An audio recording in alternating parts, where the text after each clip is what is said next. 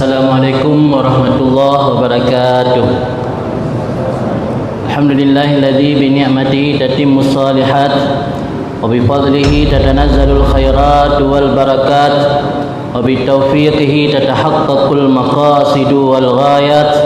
Asyhadu an la ilaha illallah wahdahu la syarika lah wa asyhadu anna Muhammadan abduhu wa rasuluh la nabiyya ba'dah.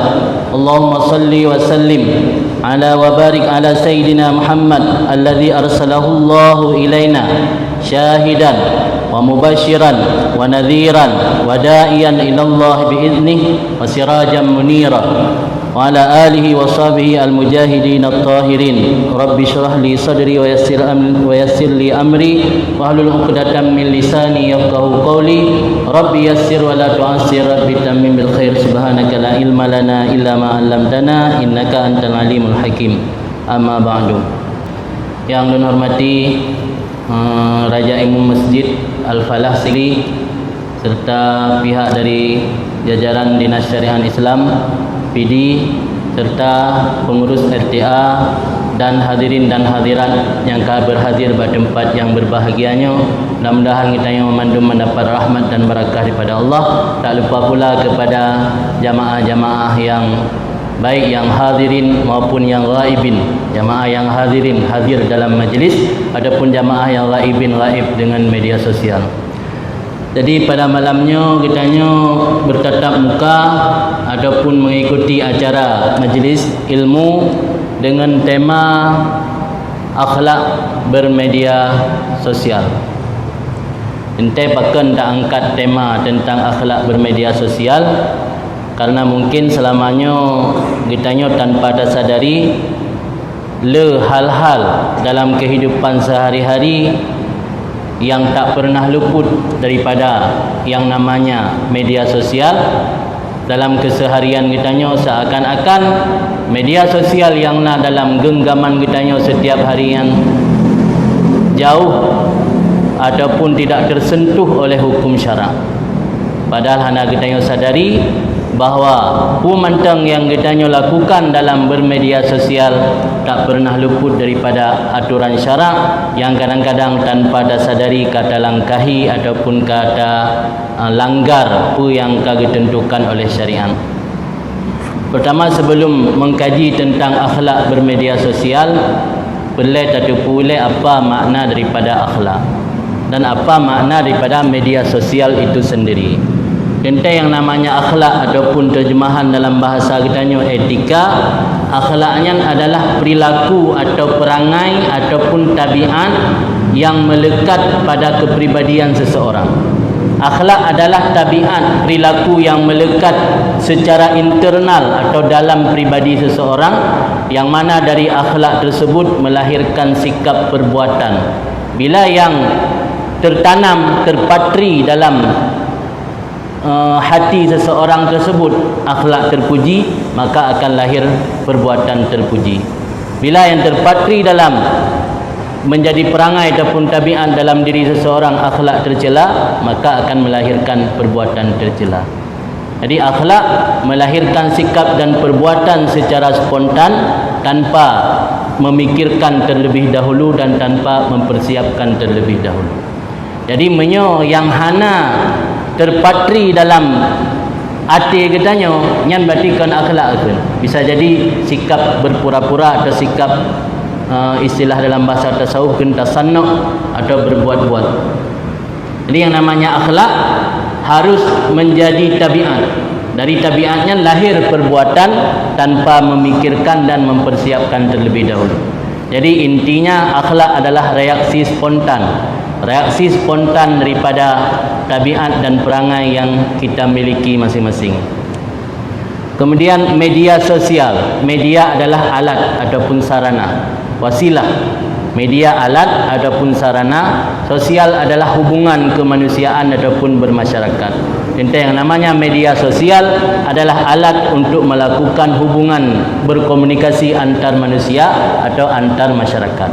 Tentang dalam komunikasi dengan manusia, antara sesama manusia dengan manusia yang lain ataupun sesama anggota masyarakat, tentu punya etika dan punya keadaban-adaban sendiri. Maka malamnya kita mengkaji khusus tentang akhlak bermedia sosial. Jadi dalam bahasa Indonesia yang benar, yang betul adalah media sosial, bukan sosial media. Karena sosial media nya ejaan huruf Inggris, karena Indonesianya ejaan jih DM bukan MD. Jadi sosial media sosial, bukan sosial media.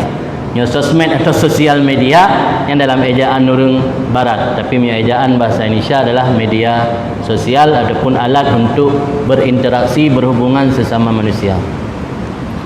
Sebelum kita kaji tentang akhlak dalam bermedia sosial, perlu tahubung kait dulu. Tahubung kait hubungan antara media sosial yang merupakan barang baru jitakeun hana pernah gekaji dalam kitab-kitab turas dengan pu yang ka gekaji dalam kitab-kitab turas, khususnya dalam kitab tasawuf. Jadi semenjak Islam hadir pada masa lalu, Islam telah mementingkan manusia atau hamba-hamba Allah untuk menjaga lisan. Andaikan dulu semasa Islam datang media sosial sudah ada, pasti Rasul akan menyebut hukum-hukum tentang media sosial. Tapi hubungan dengan media sosial dengan hukum yang disebut dalam kitab-kitab atau syarak adalah hubungan melalui apa yang ditekankan dalam ilmu syariat tentang menjaga lisan. Hubungan lisan dengan media sosial dalam kitab Al-Is'adur Rafiq, kitab Is'adur Rafiq, dan dalam kitab Bidayatul Hidayah, menansi dalam kitab Ihya Ulumuddin disebutkan bahawa al-qalam ahadu lisanaini. Al-qalam pena, kan al-qalam dengan qaf.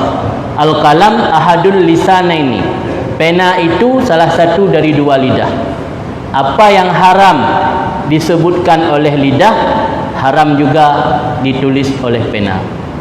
Salah satu fungsi media sosial adalah untuk menulis status, men-share ataupun mengupdate status. Apapun yang kita tulis, bahagian daripada kerja al-kalam atau pena. Al-kalam adalah ahadul lisanaini, salah satu daripada dua lidah. Menan menulis dalam kitab tasawuf. Kitabah mahyarumu an-nutqu bihi. Haram menulis apapun yang haram mengucapkan dengan. Maka sesuatu yang haram diucapkan juga haram ditulis. Malah dalam salah satu kitab disebutkan bahawa sama seperti lidah pada apapun hukum yang berhubungan dengan lidah, yaitu pena. Karena pena adalah salah satu dari dua lidah. Bal dararuhu adwamu wa a'dam. Malah dampak negatif daripada menulis lebih berkelanjutan dan lebih besar dampaknya. Dampak negatif daripada apa yang diucapkan oleh lidah mungkin hanya sebatas sesaat seseorang mendengar apa yang kita ucapkan, selesai persoalan. Tapi dampak negatif dari apa yang kita tulis, adwamu wa a'dam, lebih lama dan lebih besar. Karena apa yang kita tulis ketika kita bagikan di media sosial akan menjadi makanan orang-orang yang orang ramai, atau akan menjadi konsumsi publik. Apa yang kita tulis di media sosial menjadi konsumsi publik. Menyapu yang dah pegah dengan babah mungkin hanya sebatas 1 jam 2 jam, tapi yang dah tulis buat media sosial kadang-kadang mihana dah hapus atau sempat dibagikan oleh orang yang lain. Ditanya orang mati dawa ba Allah, pu yang dah tulisnya macam tercatat. Pu yang dah sebarkan dalam media sosial mentang berlangsung menjadi konsumsi orang ramai. Maka gepegah dalam kitab dararuhu a'zam wa adwam. Bahaya daripada tulisan lebih besar dan lebih berkelanjutan. Maka karena itu hubungan antara media sosial dengan lisan punya hubungan, karena al-kalam ahadul lisanaini. Pena adalah salah satu daripada dua lidah. Lidah yang ma'ruf iaitu lidah biasa, dan lidah yang tidak ma'ruf iaitu al-kalam ataupun pena. Maka malamnya kita akan mengkaji tentang bahaya daripada lisan. Karena pena dengan lisan punya hubungan, sama-sama memiliki tugas yang sama. Sebagaimana lisan memiliki tugas untuk menyampaikan sesuatu kepada orang lain, nikmat yang Allah berikan pada lisan sebagai alat untuk menyampaikan sesuatu kepada orang lain yang bisa saja bermanfaat, bisa saja mendatangkan mudarat, pena juga memiliki tugas yang sama seperti lisan. Jadi kita malamnya dah baca dah bahaya daripada penyakit yang nak bak lisan, yang hana mampu terjaga lisan. Mudah-mudahan yang selamat tanya daripada bahaya-bahaya lisan, juga akan selamat daripada bahaya-bahaya tulisan. Mudah-mudahan yang selamat daripada bahaya tulisan, katanya akan selamat di akhirat nanti. Amin.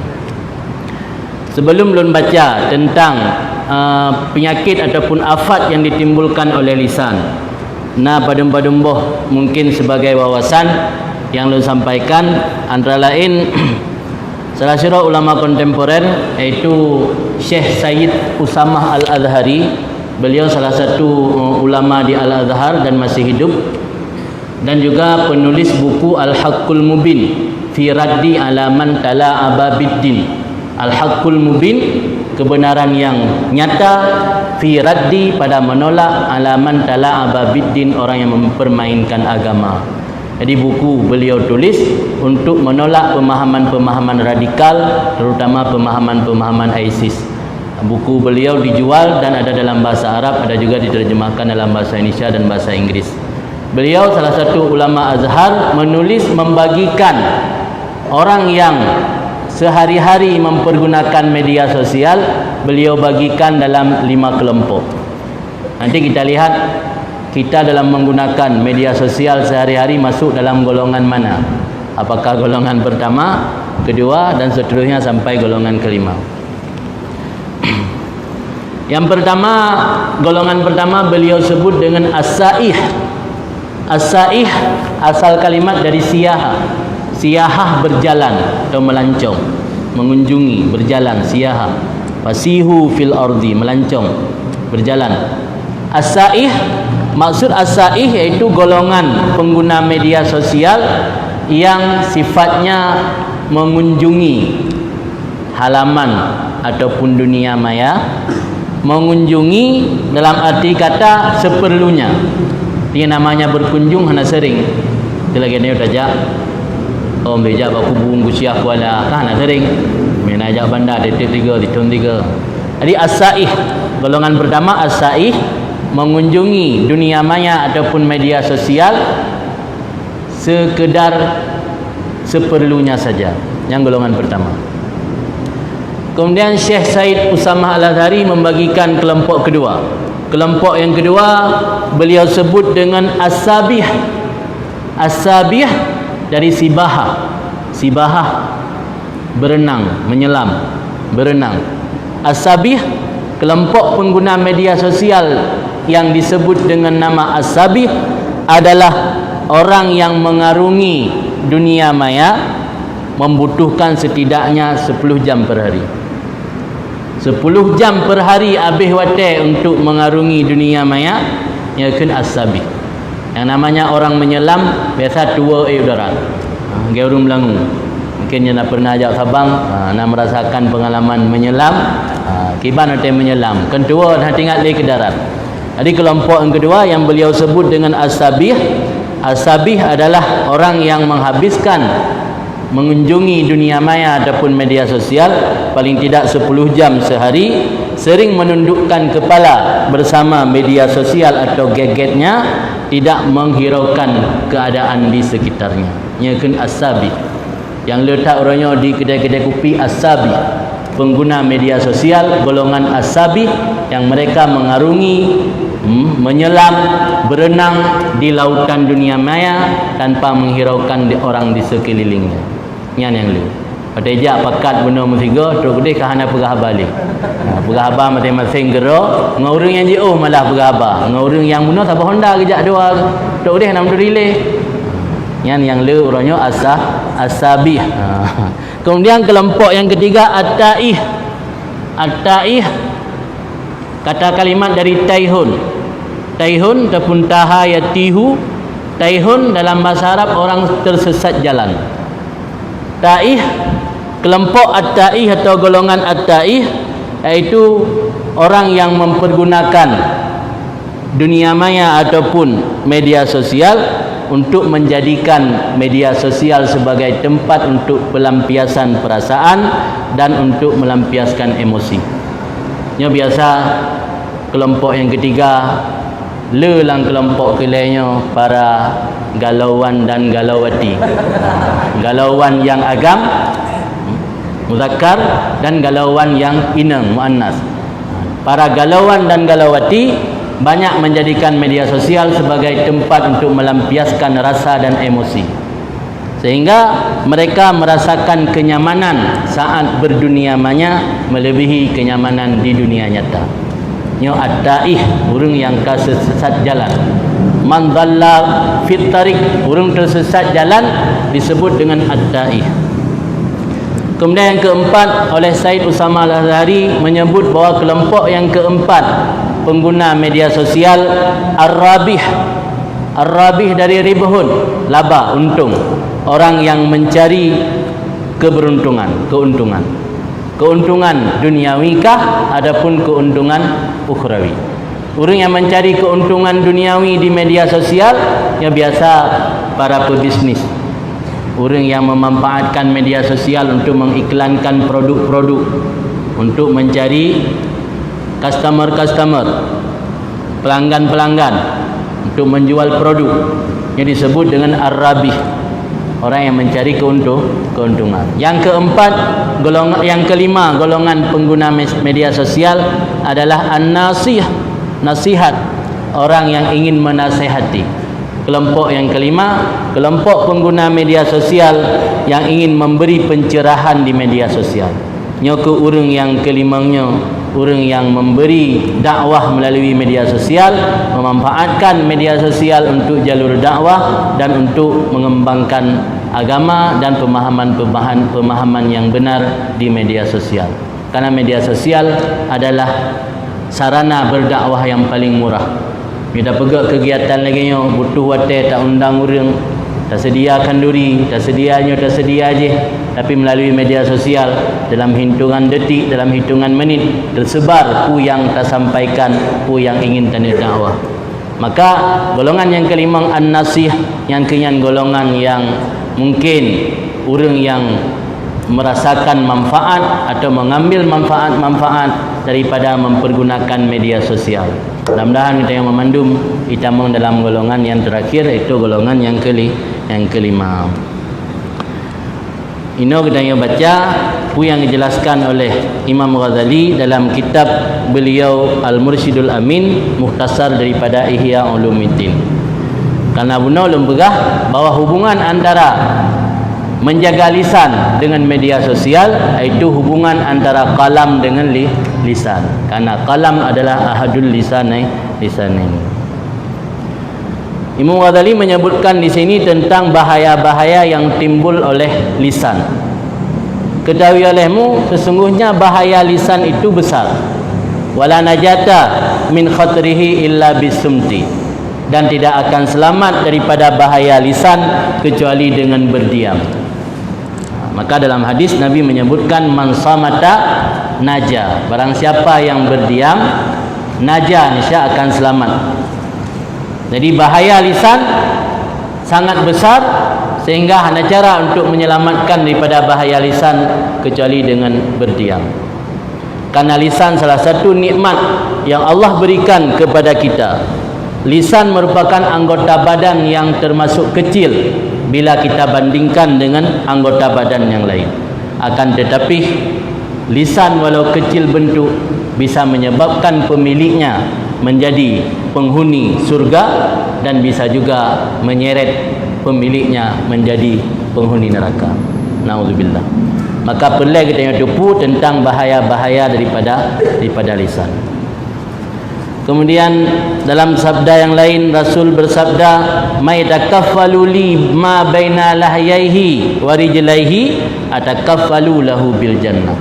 barang siapa yang mau menjamin untukku, kata Rasul, ma baina lahyaihi, barang di antara dua tulang dagu. Lahyai, ada juga yang menerjemahkan jenggot. Bila jenggot lihyah, kalau lahyun tulang dagu. Karena lidah itu antara dua buah tulang belara no yang belara you. So yang menjamin untukku, kata Rasul, ma baina lahyaihi, barang antara dua tulang dagunya, iaitu lidah, warijlaihi, dan barang antara dua kakinya, iaitu kemaluan. Atakaffalu lahu bil jannah, aku menjaminkan ia surga. Jadi ganjaran yang diberikan oleh syariat terhadap orang yang menjaga lisan, iaitu jaminan surga. Ingin mendapat jaminan surga, jaga lisan, jaga kemaluan. Kadang-kadang dia dalam kehidupan dunia le lam udip urangnya dakalan urang pelai benar jaminan. Jaminan kesihatan, jaminan kesejahteraan, jaminan pendidikan. Ulang orang-orang yang biasa kalau kita meng PNS kalau memandum naibi jaminan kesihatan, jaminan pendidikan, jaminan jaminan masa depan. Tapi kita hanya pernah memikirkan jaminan di akhirat. Hanya memikirkan enak hidup di dunia saja. Tidak pernah memikirkan enak hidup di akhirat. Padahal hidup di dunia tidak kekal, hidup di akhirat yang kekal selamanya. Jadi perlu salah satu cara untuk mendapat jaminan di akhirat, iaitu kita harus menjaminkan diri mampu untuk menjaga lisan dan menjaga kemaluan. Karena dua buah perkara yang bisa membuat seseorang mulia dalam agama dan juga bisa membuat seseorang hina dalam pandangan agama. Maka dalam sebuah hadis, ketika seorang orang kagum kawin, dalam hadis Nabi tersebut, idza tazawwajal abdu faqad istakmala nisfa dinihi. Ketika orang sudah melakatkan akad nikah, faqad istakmala nisfa dini, maka sungguh telah menyempurnakan seperdua agamanya. Falyattaqillah fi baqihi fi nisfil akhar, maka bertakwa ia kepada Allah pada nisfu yang lain. Maksudnya patra sama dengan untuk menjaga agama, dua yang perlu kita jaga, lisan dan kemaluan. Dengan tamu kahwin, kita kata jaga kemaluan, sama dengan seperdua agama kata jaga. Tinggal menjaga seperdua yang lain. Mungkin untuk jaga kemaluan dah cara dengan cara menikah, tapi jaga lisan selama mendengar kita pegah habar dalam bisu, dalam stroke, tang habis-habis susah untuk terjaga. Maka yang paling berat menyeret seseorang ke dalam neraka adalah lisan. Kemudian dalam riwayat yang lain, bahawa sungguh Mu'adz bin Jabal berkata, wahai Rasulullah, ausini, wasiatkan kebaikan kepadaku. Berkata Allah, ubudillah ka'annaka tarah, beribadat olehmu akan Allah seolah-olah engkau melihat Allah. Menyembah Allah seolah-olah melihat Allah adalah maqam ihsan. Dalam tasawuf ada istilahnya maqam ihsan. Jadi menyembah Allah seolah-olah melihat Allah. Bila tidak mampu melihat Allah, maka yakini bahawa Allah melihat kita. Menyembah Allah seolah-olah kita melihat Allah bukan dalam ibadat zahiriyah semata, tapi juga dalam ibadat qalbi, ibadat hati. Ulanya oleh sebahagian masyarakat menganggap ibadatnya ibadat yang zahiriyah tu, padahal jauh di belakangnya ibadat batiniyah, ibadat hati.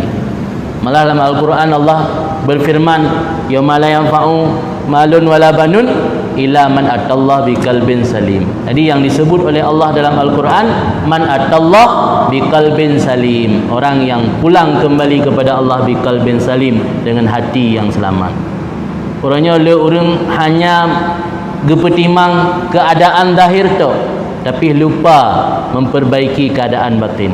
Padahal Allah yang diperhatikan adalah batin seseorang atau hati seseorang. Maka salah satu yang perlu kita jaga saat kita beribadat kepada Allah, bukan hanya ibadat zahir seolah-olah Allah kita kalan, tapi ibadat batin. Ketika kita berbicara, ketika kita bermuamalah dengan sesama manusia, juga kita harus yakini bahawa Allah melihat kita. Wa udda nafsaka fil mauta, dan anggap diri kamu berada dalam kelompok orang yang sudah meninggal. Pesan Rasul kepada Mu'ad, you anggap tanya kajik kemain. Limio tanya tapi tak anggap je kemain, yang akan membuat tanya bisa menjaga dari hal-hal yang buruk atau hal-hal yang jahat. Puranya pakan orang berani berbuat kesalahan karena memandum menganggap diri masih lama hidup. Karena panjang angan-angan tak anggap draw mentang trip udip, yang ke perkara yang membuat kitanya berani untuk melakukan maksiat. Tapi punya kitanya kata anggap bahagian daripada main, kata anggap kitanya orang yang kajik ke main, yang akan dapat tanggungjawabkan di hadapan Allah ku yang kali kita lakukan di dunia, yang mungkin akan sedikit membuat tanya rasa takut, anak berani untuk melakukan kejahatan dan maksiat. Dan jika engkau mau, kata baginda Rasul kepada Mu'ad, aku beritahu akan engkau dengan perkara yang lebih menguasai atau mengekangkan engkau daripada ini seluruhnya. Apa perkara yang dapat mengekangkan kitanya daripada perbuatan yang tidak baik? Nabi mengisyarah kepada lidah, iaitu lidah. Di sini menunjukkan pentingnya menjaga lidah. Kemudian ada riwayat daripada Abu Bakar As-Siddiq radhiyallahu an, bahwa Abu Bakar meletakkan batu pada mulutnya untuk mencegah daripada berbicara. Jadi mujahadah ataupun riadah yang dilakukan oleh para sahabat luar biasa untuk menghindari agar orangnya hana mudah berbicara hal-hal yang tidak perlu, sampai-sampai terubah tingkat gepuduk batai gikat babah. Gecut babah ada apa satanya. Terubah tingkatnya. Kemudian nekul Abu Bakar yang ke benda yang dalam babahnya yang menjerumuskan long kepada perkara-perkara yang bermasalah. Hadza alladhi auradani fil mawarid, benda yang mendatangkan akan lun fil mawarid, mana mawarid tempat-tempat yang menimbulkan masalah atau tempat yang didatangkan. Kemudian berkata Ibnu Mas'ud, demi Allah yang tidak ada Tuhan kecuali Allah, tidak ada sesuatu yang lebih butuh untuk dipenjara dalam waktu lama melainkan lidah. Ada punya benda lain hana perlu waktu yang lama untuk terpenjara, tapi lidah butuh waktu yang lama untuk pertahankan atau terpetun terpenjara sampai tak pergunakan hal-hal yang hana diinginkan oleh syara.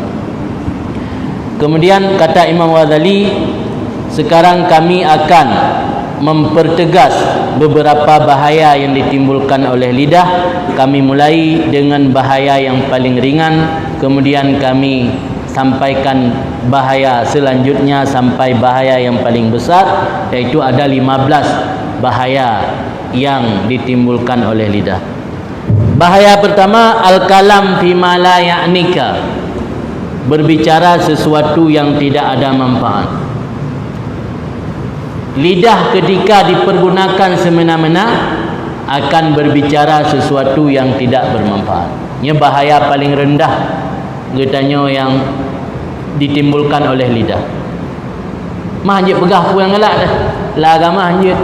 Sebab dalam hadis Nabi ini jelaskan, min husni islamil mar'i tarkuhu ma la ya'ni.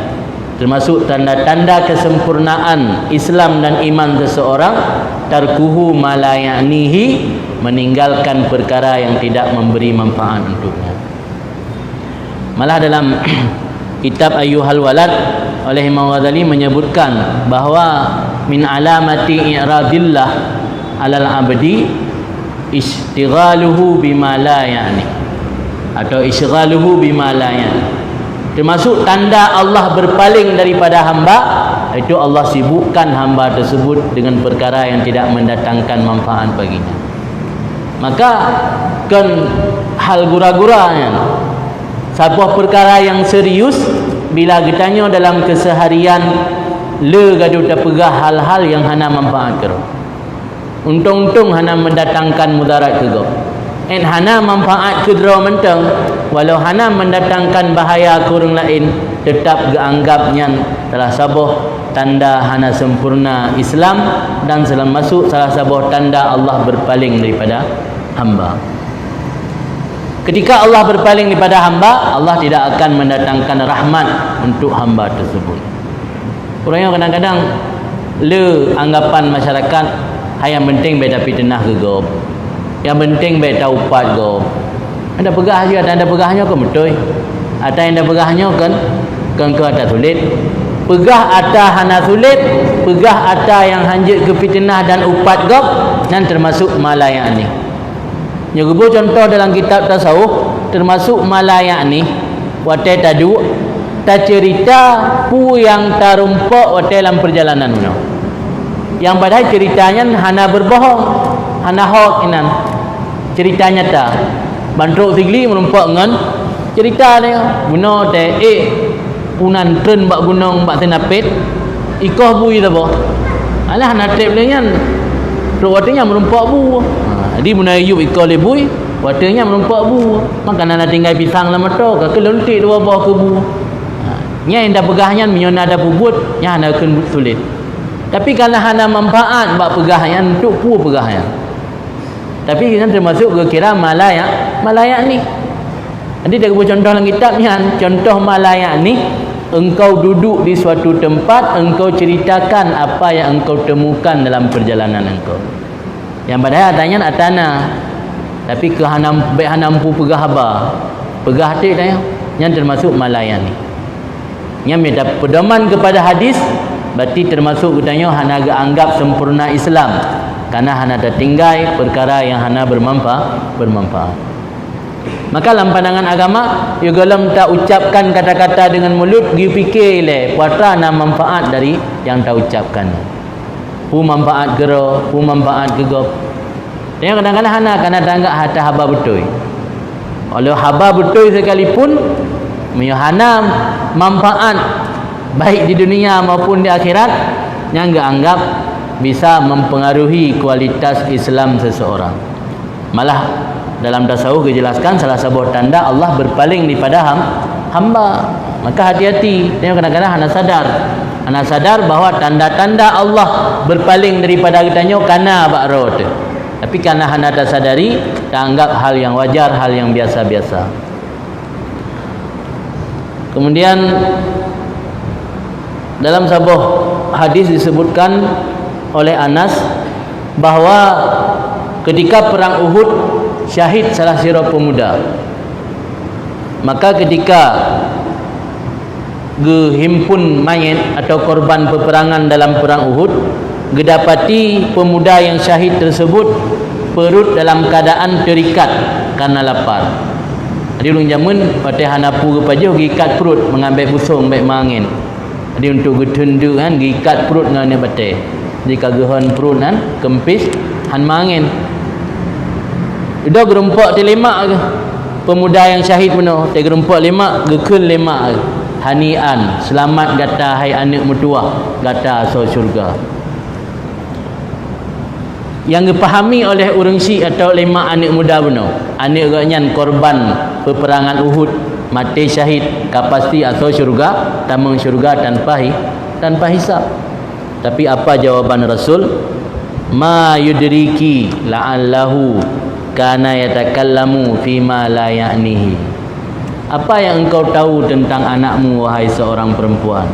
Kata yang Nabi Baksiro mak bunuh etna nanuturi yang ni'ron la'allahu yatakallamu fima la ya'nihi. Mudah-mudahan semasa hidup dia pernah berbicara atau pernah ngomong perkara-perkara yang tidak bermanfaat untuknya. Ternyata yang kedua lima bunuh anegaknya asal syurga tanpa hisab. Tapi jawaban Nabi mentanggi hisab sila Allah. Walau mati syahid mentanggi hisab kerana mati dunia pernah marit kata-kata yang tidak bermanfaat atau yang hana penting. Karena pu yang tak ucap di dunia memandum akan Allah hisab. Dunianya halaluhu hisabun wa haramuhu ci'adzabun. Pu yang halal dalam dunia dihisab di Allah. Yang haram ci'adzab. Jadi baikna pemahaman sebahagian orang ada nama but yang halal tapi but mendum kerana yang halal. Kalau dentai. Di kalau dentai watainya but halal, but mubah, menyahana berdampak manfaat atau positif, bisa jadi yang bisa menjadi penyebab yang jauh daripada rahmat Allah. Kemudian yang kedua, penyakit yang ditimbulkan oleh lidah ataupun bahaya yang ditimbulkan oleh lidah, iaitu fudulul kalam. Fudulul kalam, pembicaraan yang berlebihan. Karena biasa ketika kita tanya patih hanampu pegah le, rum pegah dah nampu, kata dua katip hana lebahan, pegah dah hana perle. Sesuatu yang hana perle, berlebihan dalam pembicaraan ataupun dalam omongan, yang dalam kitab Fudulul Kalam. Mengulangi sesuatu yang tidak ada faedah. Atau kalau dia pegah tiga, aku pegah dah tasar.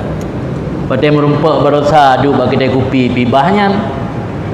Singa merumpak lem pibahnya. Tapi sampai cerita sat-sat. Lagi hana cerita lain. Habis bagian cerita, naladum bagian pegah cerita pun. Ada cerita hantu. Naladum burung yang hobi-hobi ke atas horor. Hantu saja. Yang ada pun cerita lain, hana cerita lain. Naladum kalau pegah cerita lucu, pegah cerita lucu. Jadi saya merumpak mula ulang cerita sat, yang akan fudul kalam.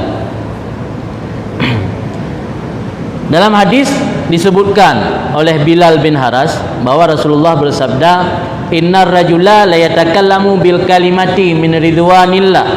Sesungguhnya seseorang manusia la yatakallamu, berbicara dengan sebuah kalimat yang dalam kalimat tersebut ada keridaan Allah, mayadunnu an tablugha bihi ma balagat fayaktubullahu ta'ala lahu biha ridwanahu ila yaumin yalqahu.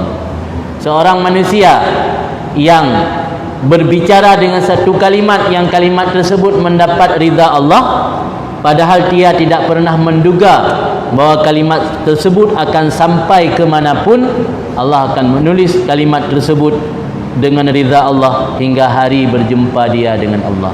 Artinya sebuah kalimat yang tamarid, yang dalam kalimatnya narida Allah, kan murka Allah, yang hanati jala kita fikir kalimatnya hotruk, yang liu tamarid katua dia mentingat kan le, tapi karena kalimatnya mendatangkan ridha Allah, pada akhirat Allah ditulis dari kalimat tersebut ridha kepada hamba tersebut hingga urang kiamat.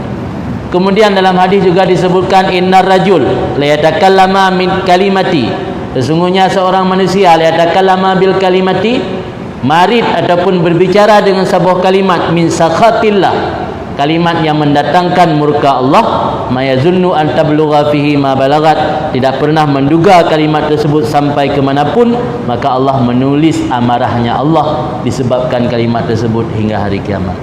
Jadi dua perbezaan yang sangat mendasar. Kalimat yang mendatangkan ridha Allah, Allah tuliskan ridha sampai hari kiamat.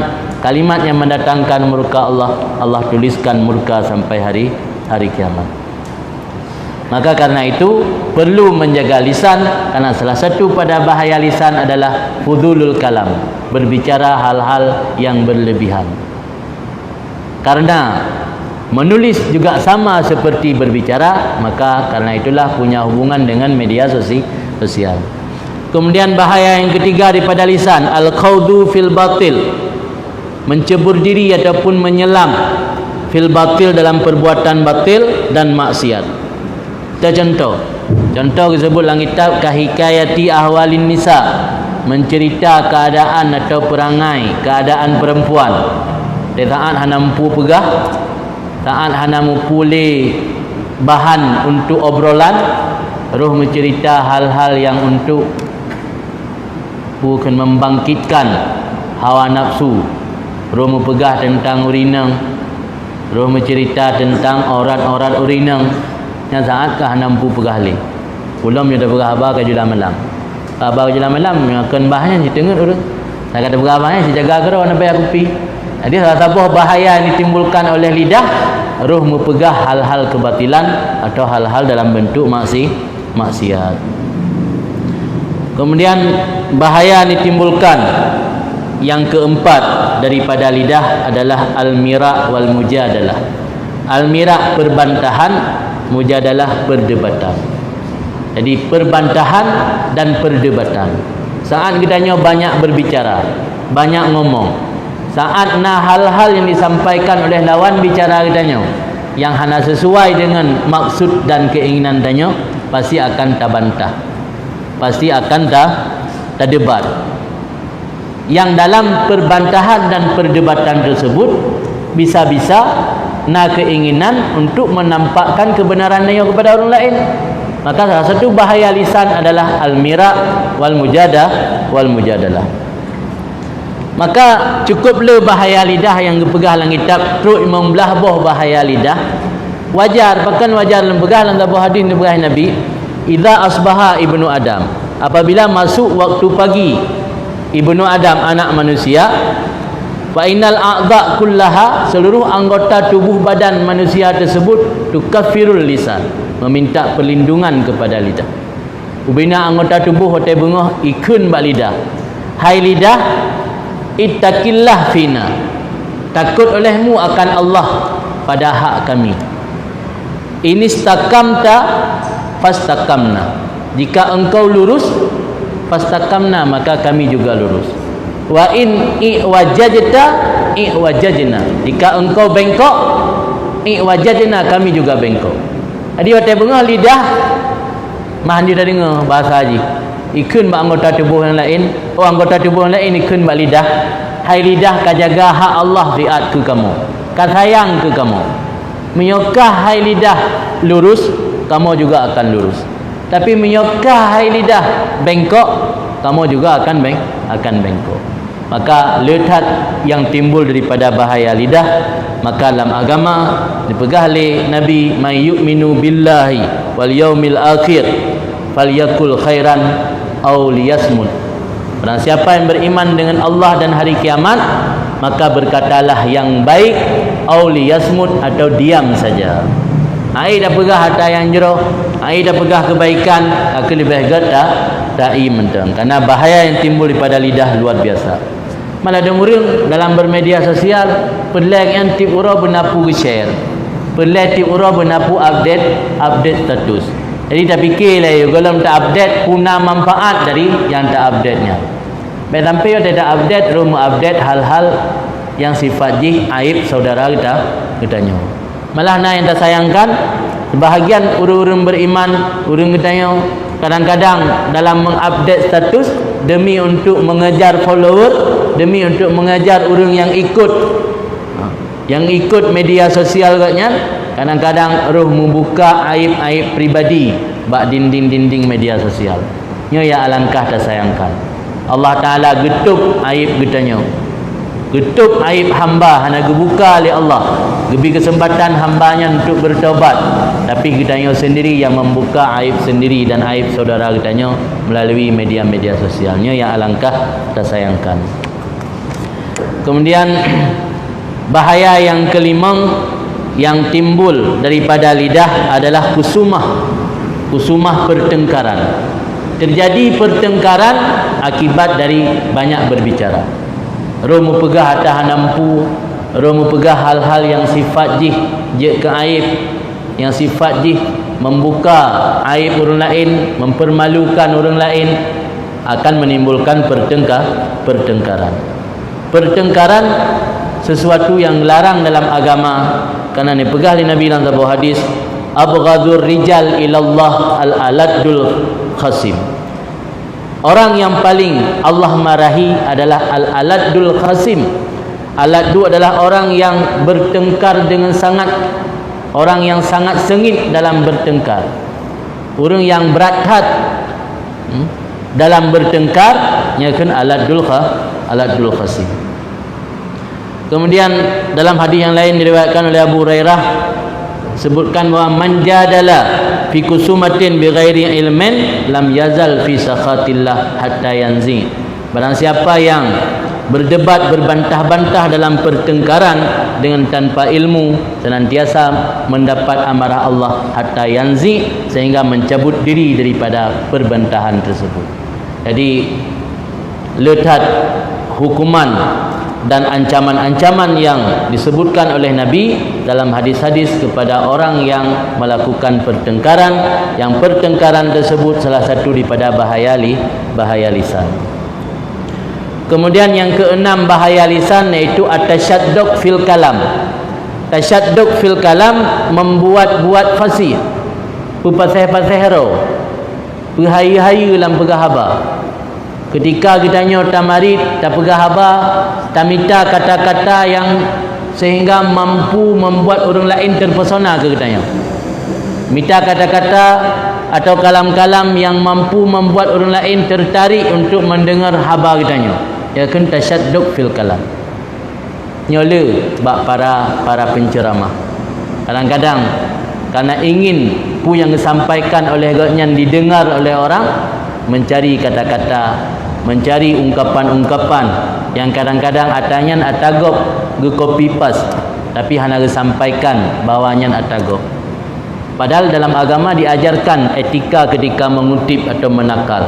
Etika ketika mengutip apa yang disampaikan orang lain, jelaskan siapa yang mengucapkannya.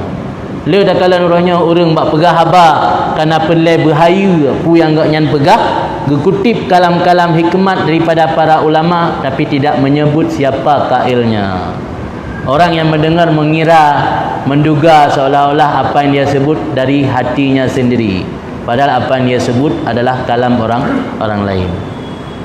Maka Imam Sayuti menulis sebuah kitab yang diberi judul Al-Farqu Bainas Sarik wal Musannif, pembeda antara musannif dan pencuri. Karena ketika kita mengutip kalam orang lain, punya etika. Hanya dia tak kutip haba Imam Ghazali tapi hana dah kun nyan Imam Ghazali tukang pegah. Tak kutip haba Imam Asnawi tapi hana dah pegah nyan haba Imam Asnawi. Tak kutip kalam-kalam Ibnu Athaillah atau kalam-kalam ulama-ulama sufi tapi tidak pernah menyatakan bahawa itu kalam mereka. Yang dianggap tidak punya etika ketika mengutip, malah Imam Sayuti dianggapnya as-sariku, mencuri. Maka plagiat. Karena plagiat orang kuliah biasanya terkenal dengan istilah plagiat. Pegat skripsi bak gop. Tapi pegat bak gop je tapi baik 100% tak gop dah cu.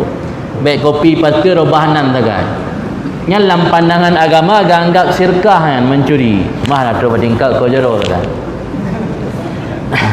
Jadi tasyadduk fil kalam, membuat-buat fasih dalam berbicara. Yang akibat dari paket, dari letat bak pegah haba. Karena yang namanya manusia pasti ketika berbicara ingin orang lain didengar. Nah sabon nikmat sendiri le katanya, tidak pegah haba dengar le orang.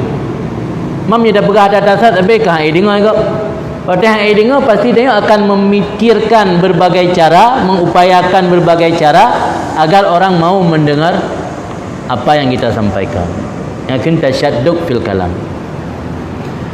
Kemudian dalam sebuah hadis Nabi ni pegah, ana wa adqiya'u ummati buraun minat takalluf.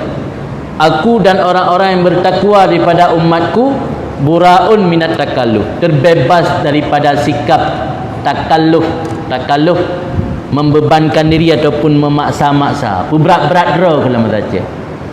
Itanya wate ta purno gop ta ceramah ke gop ta sumber ke gop yang jit tekiban lagi jitnya anda pegah.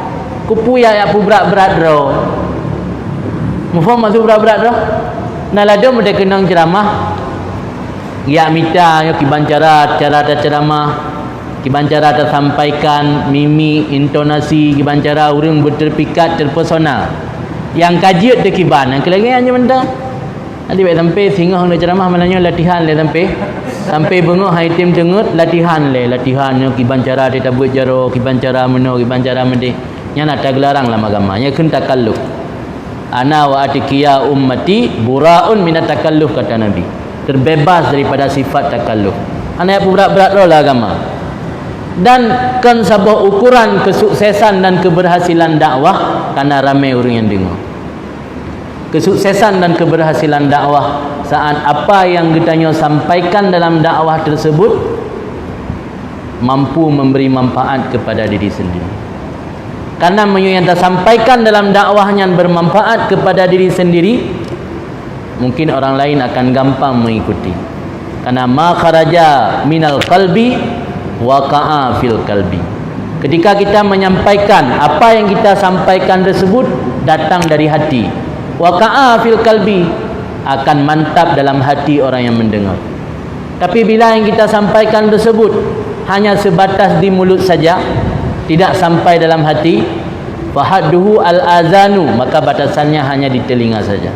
Maka ukuran keberhasilan dalam berdakwah sejauh mana dakwah tersebut mampu memperbaiki dan bermanfaat kepada diri sendiri.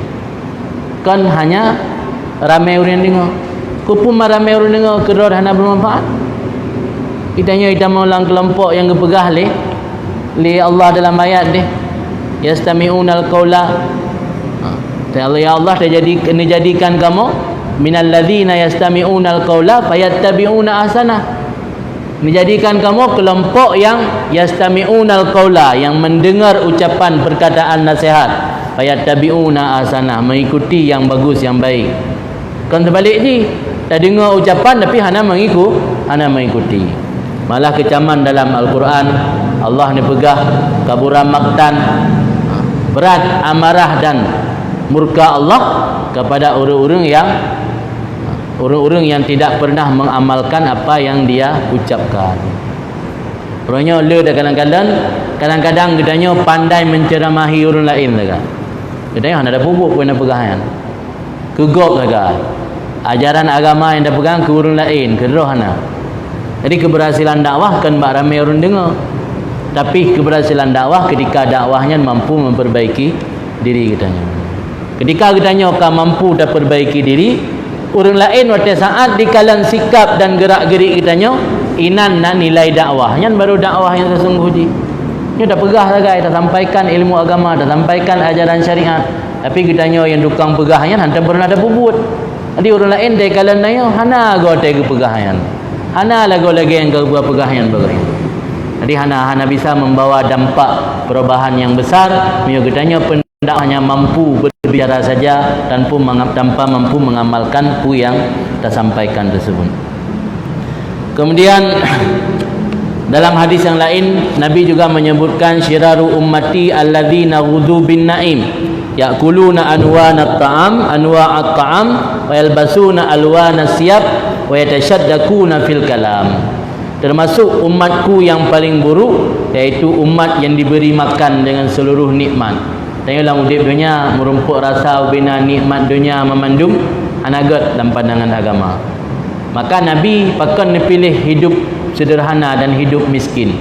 Nabi hidup miskin bukan ittirari, bukan terpaksa, tapi Nabi hidup miskin ikhtiari karena pilihan. Beda kehidupan ikhtiari dengan kehidupan ittirari. Ittirari terpaksa, ikhtiari pilihan. Nabi memilih hidup miskin. Nabi memilih hidup sengsara karena pilihan. Kerana nak bantu.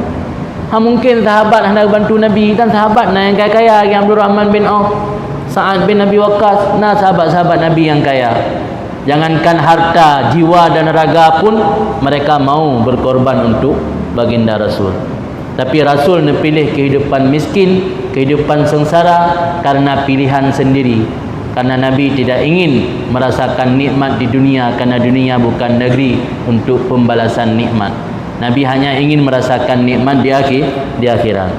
Maka dipegang dalam sebuah hadis, seburuk-buruk umat lun man ghudhu bin naim, orang yang diberi makan dalam dunia gerumpuk rasakan dunia naga dalam pandangan agama. Yakuluna anwa at-ta'am, makan seluruh nok-nok makanan. Bina jenis makanan gerumpuk pajuh ni. Bukan makanan Asia, makanan Jepang, makanan Barat, makanan Arab. Bina makanan gerumpuk pajuh. Kan hari mek dalam form. Hanagat dalam pandangan agama, danyo dalam udipnya merumpuk rasa memandum nikmat. Kemudian wa yatashaddaquna fil kalam. Yang menyangkut dengan yang dengar dah bahas.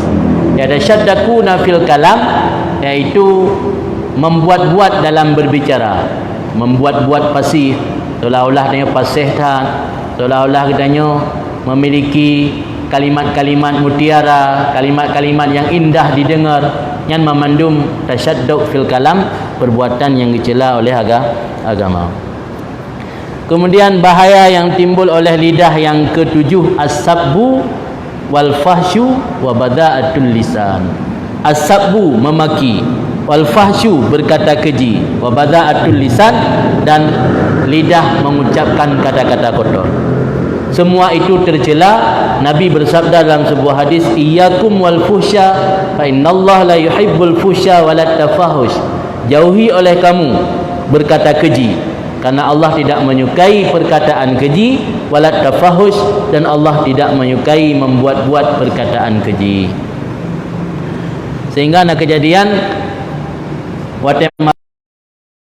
sahabat yang gemaki-maki korban yang terbunuh dalam peperangan Badar. Padahal orang yang terbunuhnya adalah orang musyrik. Tapi Nabi netegur. Kata Nabi, al-bidza wal kalam al-bidza wal bayanu syu'batani minan nifaq. Al-bidza, lidah yang kotor, kalam yang keji. Wal bayanu, maksud bayanu ini menyingkap sesuatu yang tidak diperlukan. Ada yang hana perlai tak pegah. Yang syu'batani, dua cabang daripada sifat kemunafikan. Jadi Nabi ditegur sahabat yang mencela orang-orang musyrik yang terbunuh dalam peperangan kafir. Jadi menyodung orang kafir yang terbunuhnya hangga bicela ulam orang yang Islam. Maka dalam pandangan fikih, dalam pandangan kitab-kitab dijelaskan bahawa mencela tersebut orang kafir sekalipun hangga bicela, kecuali yang dicela arti nama kufur, baik arti nama orangnya. Mencela kafir arti nama orang kafir, bukan mencela atas nama pribadi. Karena orang yang kafir miota cela arti nama pribadi, hanaso tupu bahawa dia akan mendapat rahmat Allah. Yang gebi laknat orang yang ka warid dalam agama kena laknat, contoh iblis. Karena iblis hana cara lain untuk mendapat rahmat Allah. Dalam orang yang ka warid dalam agama kena laknat, lagi contoh Fir'aun, lagi contoh Abu Lahab. Yang boleh serang arti nama pribadi. Menyokon yang nyan anjut serang nama pribadi. Talaknat kufur je, yang baik talaknat orangnya. Tapi kadang je di akhir hujung hayat mendapat rahmat Allah, mendapat hidayah, kita mau Islam. Kita yang kena laknat dalam doa akhir hidup danya buku husnul khatimah adapun suul khatimah. Maka dalam pandangan agama, melaknat, memaki dan berkata kotor tidak dibenarkan. Yang itu semua bisa ditimbulkan oleh banyak berbicara. Maka dalam sebuah hadis, sibabul mu'min fusukun wa qitaluhu kufrun. Memaki-maki orang mukmin fusukun, bisa menjadi penyebab fasik. Wa qitaluhu kufrun, membunuh orang mukmin bisa menjadi kufur. Mana kufur ini menyatapoh orang mukmin terubah tingkat tak itikut halu darah. Poh orang mukmin yang je kafir. Pihana itikut halu darah yang mungkin kufur nikmat. Kemudian bahaya yang timbul daripada lidah yang ke-8, al-la'nu, mengutuk baik hayawan, benda padat ataupun manusia. Ini kan mengutuk manusia mentang gelarang dalam agama. Tak kutuk benda mati sekalipun gelarang dalam agama. Anampu batajak megantah dengan batik atau tenak batik-batik. Anampu batajak pulai koh kameng sehingga kata rim Honda karak rubah dia. Ka kameng-kameng kata pubungeh ro kata tenak kameng-kameng. Yang perkara yang gelarang dalam agama. Dalam sebuah hadis Nabi ni pegah, al-mu'min laisa bila'an. Orang beriman itu bukan dengan orang yang suka melaknat. Dia orang yang suka melaknat yang hendak kira orang yang beriman yang sempurna, maksud Nabi. Malah Nabi nan pegah dalam sebuah hadis yang lain, lam yakun Rasulullah sallallahu alaihi wasallam fahishan wala la'anan wala sabbaban. Rasulullah itu bukan orang yang berbuat keji, dan bukan orang yang suka mengutuk, dan bukan orang yang suka memaki-maki. Inni lam ub'as la'anan wa innama bu'istu rahmatan. Aku, kata Nabi, tidak diutus menjadi orang yang mengutuk orang lain. Innama bu'istu rahmatan. Aku diutus oleh Allah rahmatan lil alamin, sebagai rahmat untuk alam. Maka bahaya yang timbul gara-gara medsos, bisa dalam medsos bermedia sosial tersebut kita kadang-kadang tanpa sadar mengutuk orang lain yang kurang sependapat dengan kita, mengutuk orang lain yang kadang-kadang berbeza pemahaman dengan kita. Kemudian nak cerita Abu Bakar pernah kutuk sebahagian hamba Sebahagian hamba sahaya dari Abu Bakar pernah gekutuk gelaknat oleh Abu Bakar. Ketika gelaknat oleh Abu Bakar, Rasul menoleh melihat Abu Bakar yang sedang melaknat sebahagian hambanya. Ya Abu Bakar, siddiq wal la'an kalla. Wahai Abu Bakar, gelaran as-siddiq wal la'an kalla sama sekali tidak bisa bersatu. Engkau wahai Abu Bakar mendapat gelar as-siddiq, tapi di sisi yang lain engkau mengutuk hamba sahaya. Siddiq wal la'an kalla, kata Rasul. Siddiq dan mengutuk, orang yang mengutuk orang lain, kalla, tidak mungkin bersatu. Sehingga Rasul juga bersumpah warabbil Ka'bah, demi Tuhan Ka'bah. Siddiq wal la'an kalla warabbil Ka'bah. Sifat siddiq dan sifat sering mengutuk orang lain tidak akan bersatu, kata Rasul, demi Tuhan Ka'bah. Sampai Rasul mengulangi 2 kali, pada satu riwayat sampai 3 kali. Maka akibat dari itu Abu Bakar merasa menyesal sehingga memerdekakan hamba sahayanya dan mendatangi Nabi berjanji la a'udu, aku tidak akan mengulangi lagi. Ini figure tagai Abu Bakar nekutuk lamit dia ke ubat kerana ditegur oleh Nabi dan berjanji han le ne ulangi. Pulang ke yang katanya tak mengutuk dengan tiap hari, mungkin hampir mengutuk. Pulang masa-masa lagi menjelang pilpres rasa jangan saling mengutuk dia. Saya hanapan dia kutuk je mendum. Laknat memendum. Kemudian kan hanjut sama sekali laknat. Malah dia kena iblis dia laknatullah alaih. Fir'aun laknatullah alaih. Dijelaskan dalam kitab sesuatu yang telah tetap dalam agama bahawa perkara tersebut atau orang tersebut orang yang dilaknat oleh Allah, maka tidak mengapa dengan melaknatnya. Yang hanjit tak laknatnya orang yang dalam dijelaskan oleh syarak orangnya adalah mal'un. Tapi jika dijelaskan oleh syarak orangnya mal'un, yang hana buku. Kemudian bahaya yang ke-9 yang ditimbulkan oleh lisan, iaitu ghina wa sya'ru, bernyanyi dan membaca syair. Membaca syair dan bernyanyi perkara yang dibolehkan dalam agama, tapi selama tidak melampaui batas. Menyokong melampaui batas dan madmum tercela. Sampai ada orang yang panen wo pajan teruk nyan piti jawab dengan lagu. Nah, kan yang perlem melagu baik sampai melagu dia. Puyang orang tanya ngelagu mendum jawab. Puyang orang tanya mendum dengan kata-kata syair mendum dia jawab. Yang dalam pandangan agama tercela. Dengan dalam sebuah hadis Nabi ni pegah bagi bahawa dipenuhi perut seseorang oleh kaihan maksudnya nanoh ataupun darah, mantang lebih bagus daripada dipenuhi oleh syair. Jadi yang dilarang daripada bernyanyi dan syair al-mudawamah wa qat'uz zaman. Mudawamah wa qat'uz zaman manaji terus menerus dalam bernyanyi, wa qat'uz zaman dan abih wate. Abih zaman, ikoh wate dan ikoh zaman abih tak pergunakan untuk bernyanyi. Yang dicela dalam agama. Yang bahkan ditimbulkan oleh lidah lagi lemburah benar, kerana ketika katanya banyak berbicara saat hadapu pegah ni melagu, ya kan? Dan berarti orang yang galak left, galak pun pegat secara langsung mbak FB dia hadapu pegah ni melagu kira ke kang melagu nang kira dia hadapu pegah ni. Yang termasuk perkara yang dicela dalam agama, kerana lidah yang Allah berikannya sebaiknya dipergunakan hal-hal yang berguna, lagi berzikir, mengajarkan ilmu, menasihati orang lain. Yang kan dipergunakan untuk bernyanyi dan membaca syair. Kemudian bahaya yang ke-10 yang ditimbulkan oleh lidah al-mizah, bersenda gurau. Bersenda gurau gelarang dalam agama bila melebihi atau berlebihan. Kebanyakan gurauan yang dilakukan oleh Nabi le bersama orang inang dan anak mit. Nabi nak bergurau kan hana. Malah nak salah sira orang inang tuha gejak ba Nabi gayum doa bertamang syurga. Geseol Nabi la yadkhulunal jannah ajuzun. Surga tidak akan dimasuki oleh perempuan tua. Tinggal orang inang tuha yang kageklik sedih kerana buat Nabi hana orang inang tuha anda mau syurga. Sehingga Nabi ni jelaskan dulu maksud lun drone watai ke pertama dalam syurga oleh Allah tengok ke periwang umu le pelotun lom kelam keadaan katuha renta lagi dunia menanjit ke penghuni surga tengok. Jadi Nabi juga nak bergurau.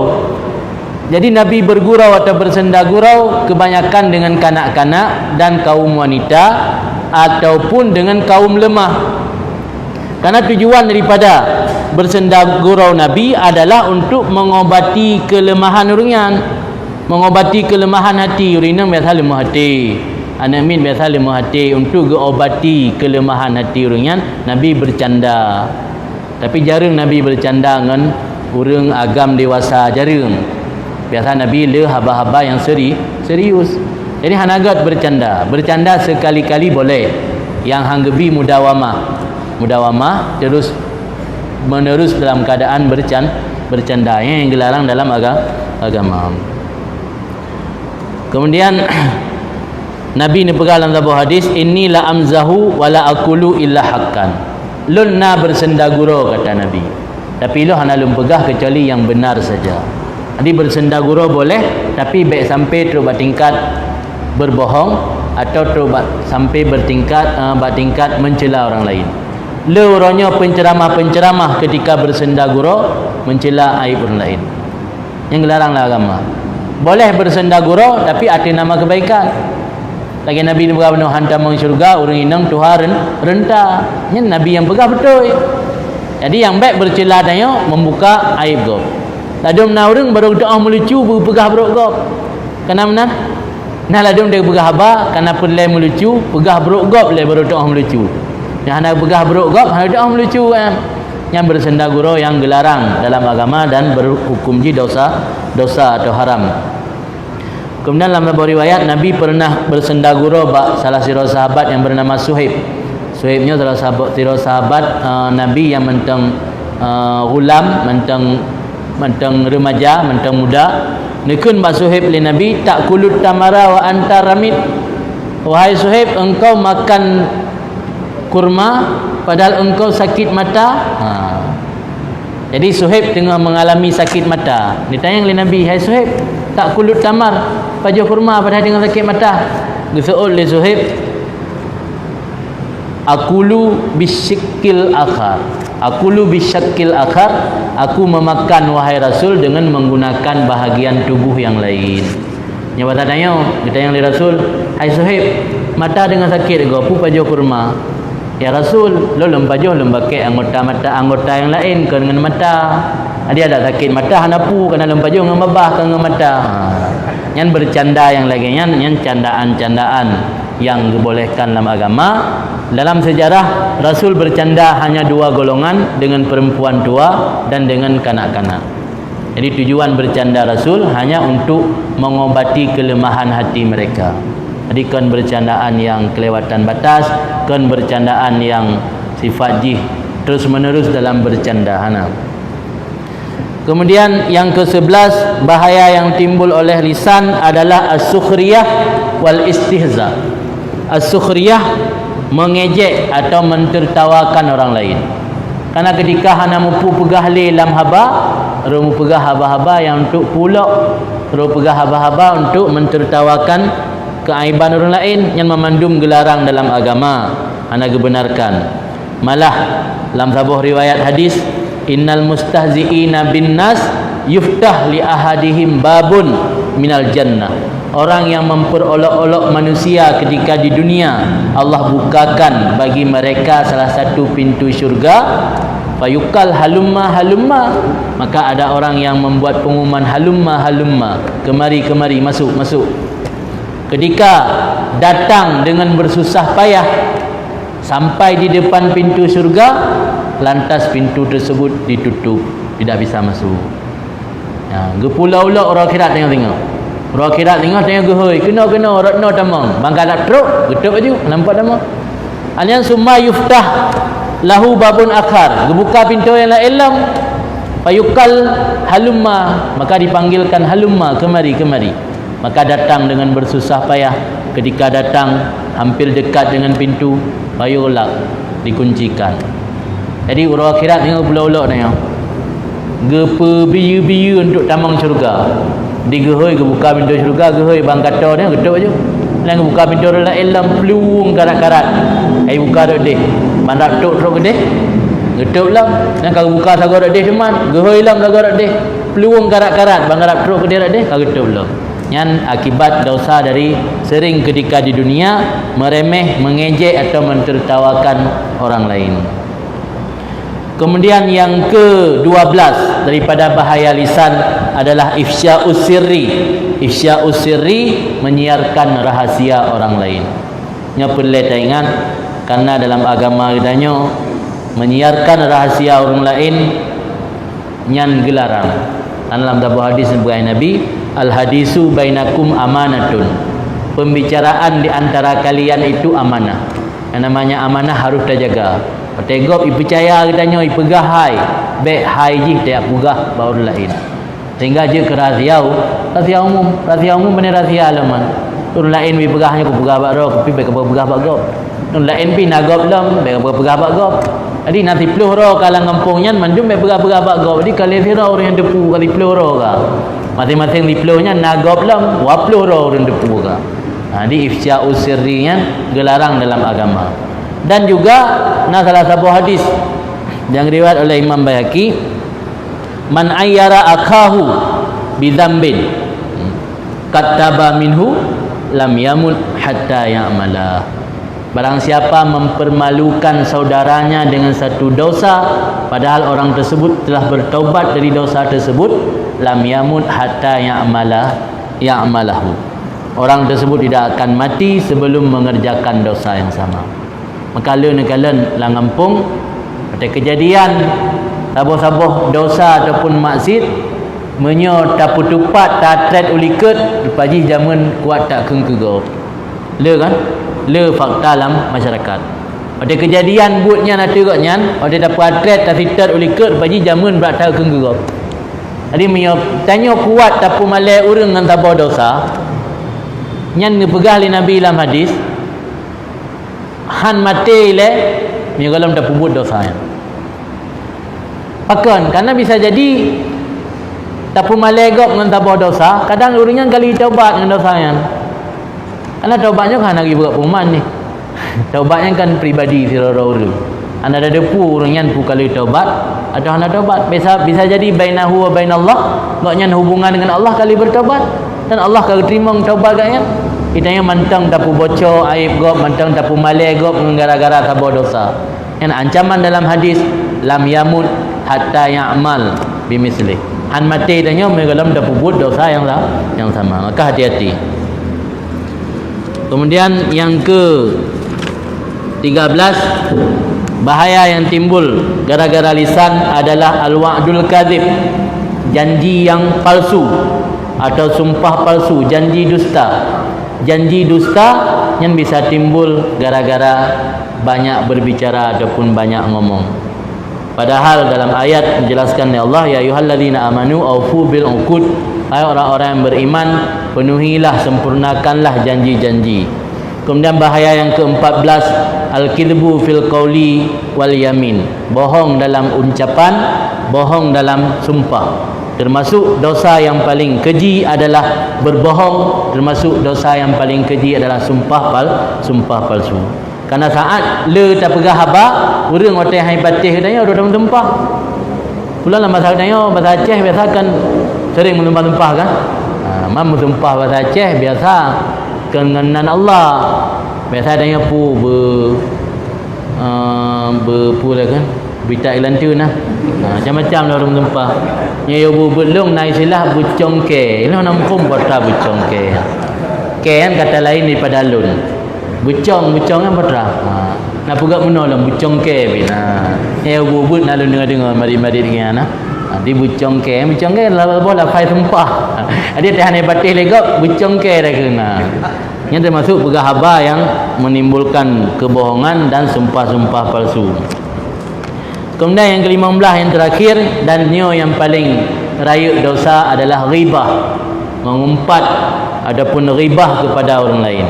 Makna ghibah adalah menyebut sesuatu yang dibenci oleh saudara katanya, seandainya beritanya sampai bak saudara katanya, boh ke yang tersebutnya kekurangan yang nak bak badan saudara katanya, atau pada nasab, atau pada perbuatan, ataupun pada ucapan, ataupun pada agama, ataupun pada dunia. Apapun kekurangan yang nak bak saudara katanya yang seiman, tersebut kekurangannya yang kena riba. Walau nak ada orang le gemupat, ge penafi lah. Hanya kan tamupat. Gimana kan tamupat jika tamupat?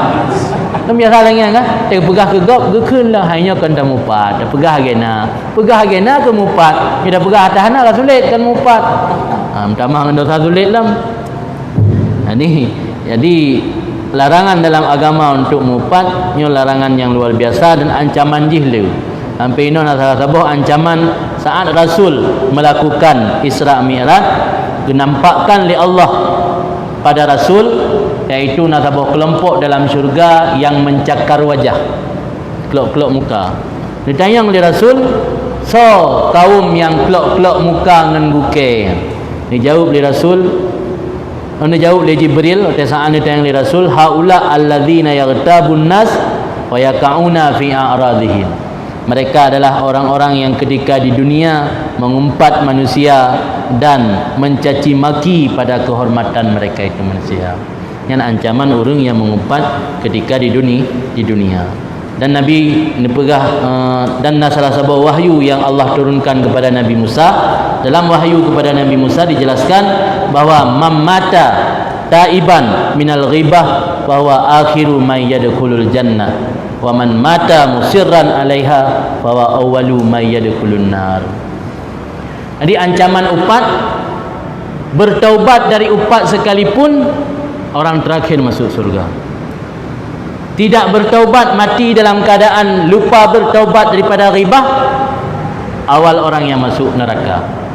Jadi walau kali tak taubat sekalipun daripada ghibah, tetap hukuman dia kena liuh dalam syurga. Mungkin awal dalam syurga, ulamnya dalam syurga tanpa hisab. Hana taubat dari ghibah, awal-awal orang yang dalam neraka.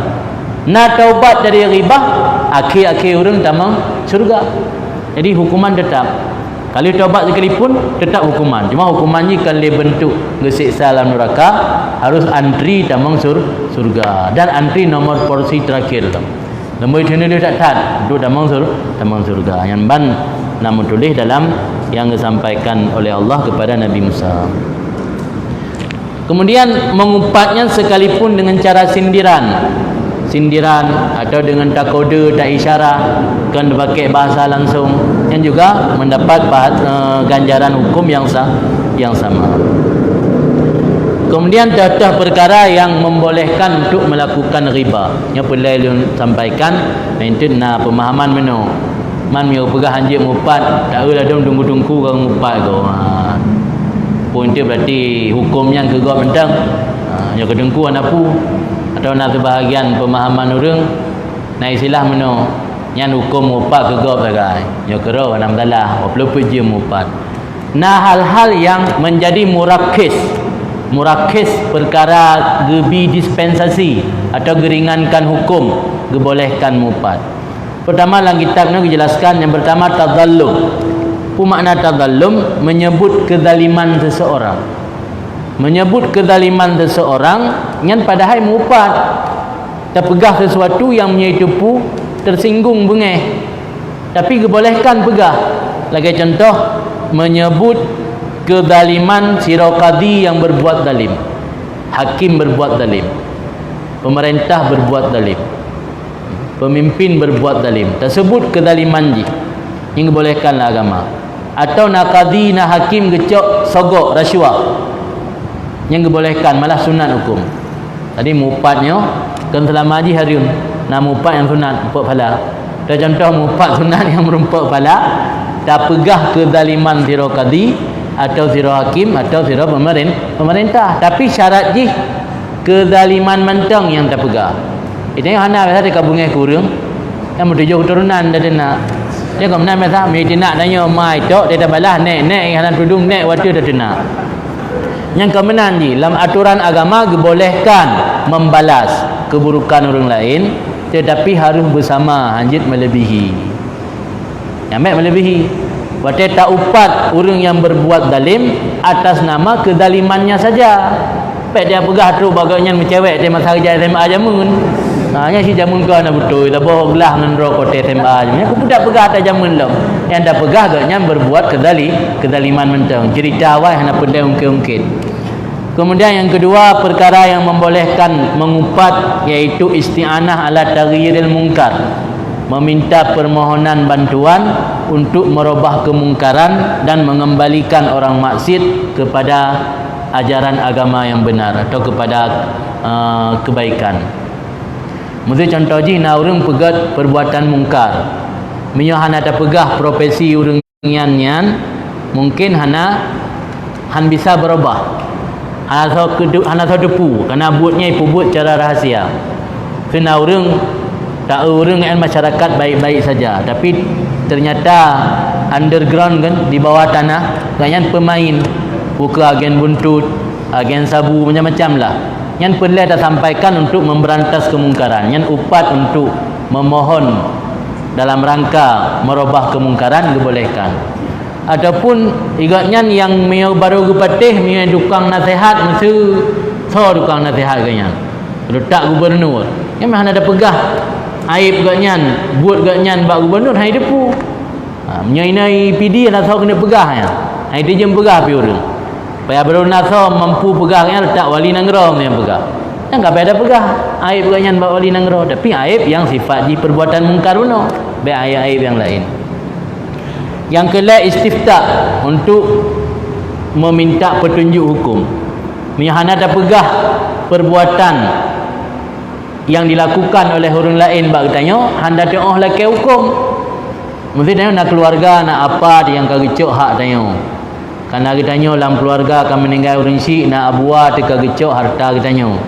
Yang tadi tanya hukum bak tengku hana ada pegah kronologis kejadian ji. Kibang kena fatwa hukum. Dak pegah tit meno tengku. Nyo nak kejadian di kampung. Lu meninggal orang si long abuah long lagi buat tendongnya kibah hukum ji. Ya istifta kan untuk memohon hukum boleh untuk mengupat. Tapi yang tak upatnya sebatas untuk mendapatkan jawaban hukum tau. Hanjit hal-hal yang lain. Kemudian yang keempat, tahzir muslimin minasyar, untuk memperingatkan orang Islam daripada keburukan orangnya. Nanti orang hai depu bikin legap orangnya orang baik-baik saja. Sehingga masyarakat ramai terpengaruh. Padahal agaknya keburukan yang terselubung. Nak bawa pemahaman ajaran-ajaran yang menyimpang, yang terselubung, yang perlu tak sampaikan tak upat supaya masyarakat terhindar. Dalam hadis Nabi ini pegah, udzukuril fajira, sebut olehmu orang yang berbuat jahat, berbuat zalim, bima fihi min masawih, dengan apa yang ada padanya daripada keaibannya, yahdharhun nas, mudah-mudahan orang akan menjauhinya. Dalam hadis Nabi disebut keburukan-keburukan orang yang berbuat zalim supaya manusia dijauhi orangnya, baik lena rasa simpati. Yang kelima, ayyuraf bi ismin, orangnya memang kaitan dengan nama yang aib. Lagi yang mesti kajamunkan kaikun yang si maknu capi. Ya hana mungkin hana ada kun capi. Hai juri le orang maknu dok dak hai juri. Yang lagi maaf ya kebetulan nanan maknu capi. Mesti kaitanan le kampung maknu capi. Yang tak kun maknu capi ke ya hana kun ribah.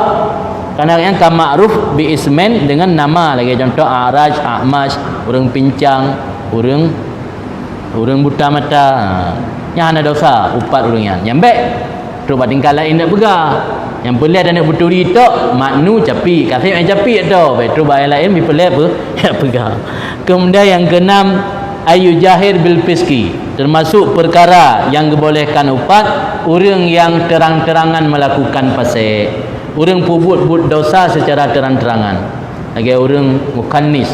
Kannisnya orang agam tapi berlagak lagi orang inang, dia model bencong. Yang biasa titip malam bak timpang jalan. Yang mujahir bil fiski, orang terang-terangan melakukan perbuatan fasik yang boleh diupat. Kemudian lagi contoh lain, sahib makhur, orang yang melakukan tempat-tempat maksiat. Orang pemilik tempat kafe-kafe yang menjual miras.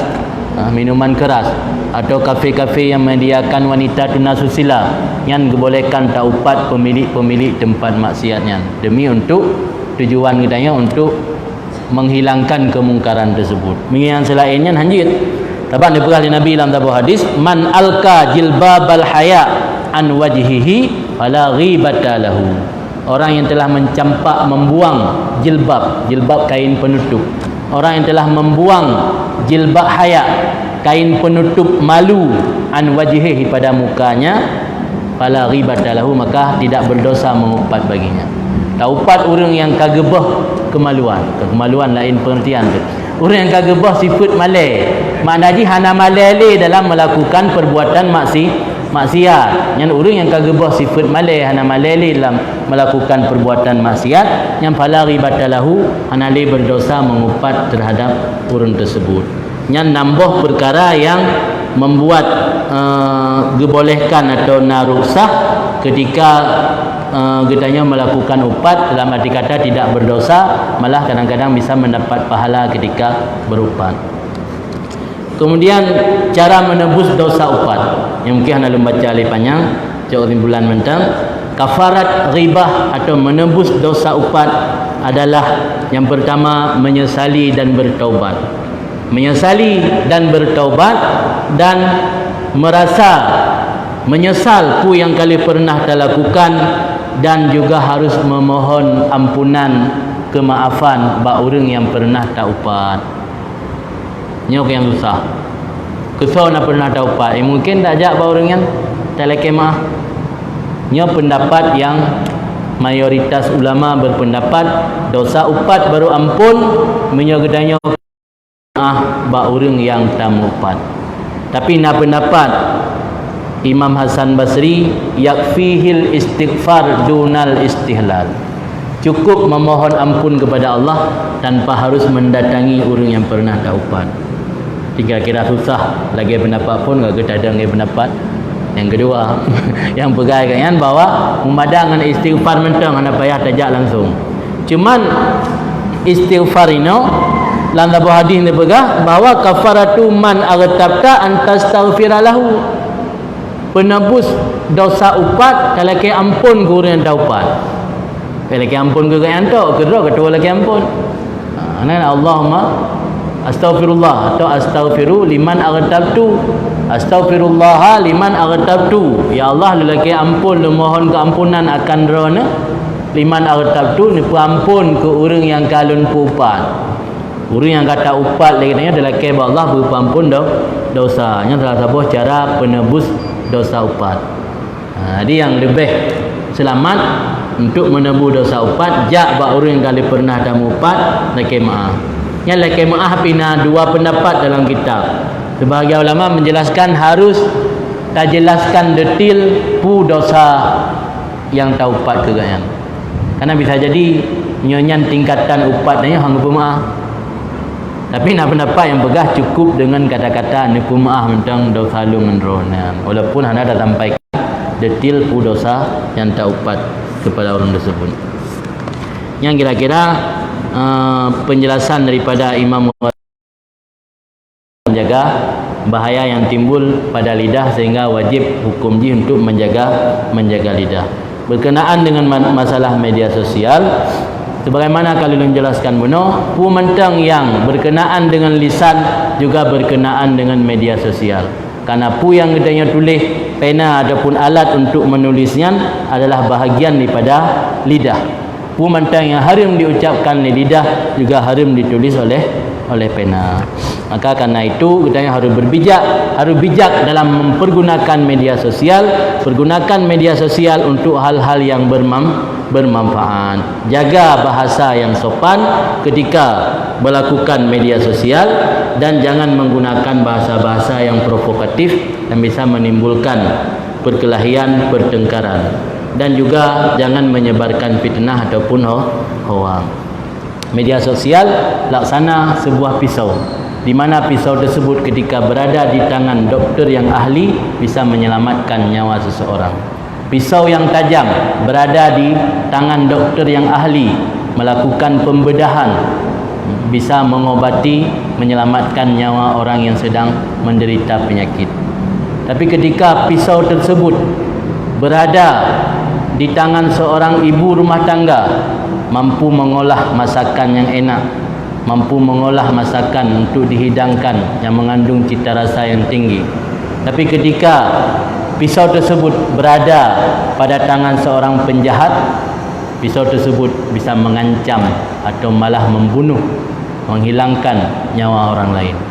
Ketika pisau tersebut berada di tangan anak kecil, malah pisau tersebut bisa membahayakan diri anak kecil tersebut dan bisa juga membahayakan orang lain. Jadi media sosial memiliki dua sisi, ada sisi positif, ada sisi negatif.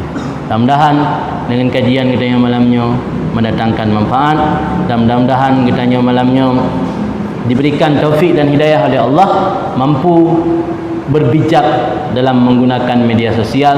Keadaan hana mungkin tabah media sosialnya hana mungkin lepas daripada kitanya. Hampir setiap saat kitanya selalu mengingatkan media sosial.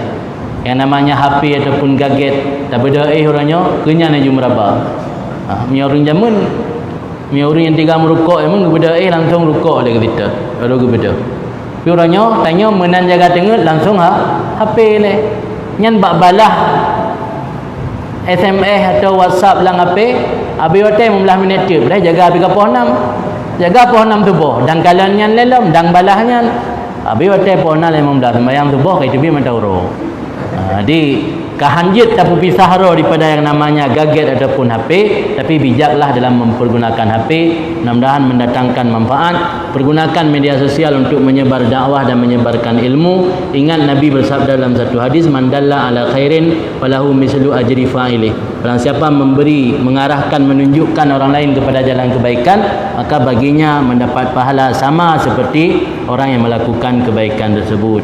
Kemudian dalam satu hadis Nabi juga bersabda, "Bi an yahdiyallahu bika rajulan wahidan khairun laka minad dunya wa ma fiha." Allah memberi hidayah satu orang saja dengan sebab engkau masih lebih baik daripada dunia dan isinya. Dipergunakan media sosial untuk hal yang baik, pergunakan media sosial untuk menyebarkan ilmu dan dakwah. Mudah-mudahan orang yang membaca dakwah dan kajian ilmu kita di media sosial, Allah akan lemparkan, berikan hidayah dalam hati mereka dengan sebab kita. Dengan sebab satu orang saja mendapat hidayah dengan sebab kita, masih lebih baik daripada dunia dan isinya. Barakallahu fikum ajmain. Eno mentang mina saya suruh mendebat persoalan hukum tu, menjurus ke hal-hal yang lain. Kata tenak gurai-gurainan, kata sebut ponyo na betul, poje na betul, terus bagampung ni kata ungkit-ungkit. Akan li hal yang menyangkut dengan akidah. Jadi tetap hukum jih menyokap berlebihan, keluar daripada jalur yang diizinkan oleh syarak, tetap hukum jih haram, tidak dibolehkan.